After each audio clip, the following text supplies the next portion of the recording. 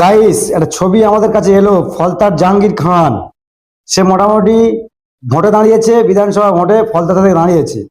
তো মুসলমানের ছেলে জাহাঙ্গীর খান, সকলে আমরা জানি, খুব ভালো ছেলে, এটাও চিনি আমরা। তো মানুষের মুখ থেকে শুনেছি আমরা, খুব ভালো ছেলে, ইসলামের একটা মান্যওয়ালা। কিন্তু কিছু ছবি তার ভাইরাল হয়েছে, দেখে আমি অবাক হয়ে গেছি যে একটা মুসলিম ছেলে তৃণমূল থেকে ভোটে দাঁড়িয়েছে। ঠিক আছে, দাঁড়াতে পারে, তার গণতন্ত্র স্বাধীনতা রয়েছে, অধিকার রয়েছে, দাঁড়াতে পারে। কিন্তু সে পুজো করছে, ঠাকুরের কাছে গিয়ে কিভাবে পুজো করছে, হাত দিয়ে নমস্কার করছে এবং ঠাকুরের গলায় কিভাবে মালা পরাচ্ছে। দেখুন দর্শক, তৃণমূলের নেতা জাহাঙ্গীর খান ফলতার আর কি ভোটে দাঁড়িয়েছে তৃণমূল কংগ্রেস। দেখুন দর্শক, ভিডিওটা দেখুন আর বেশি বেশি করে শেয়ার করে কমেন্টে জানান যে ঠিক করেছে না ভুল করে।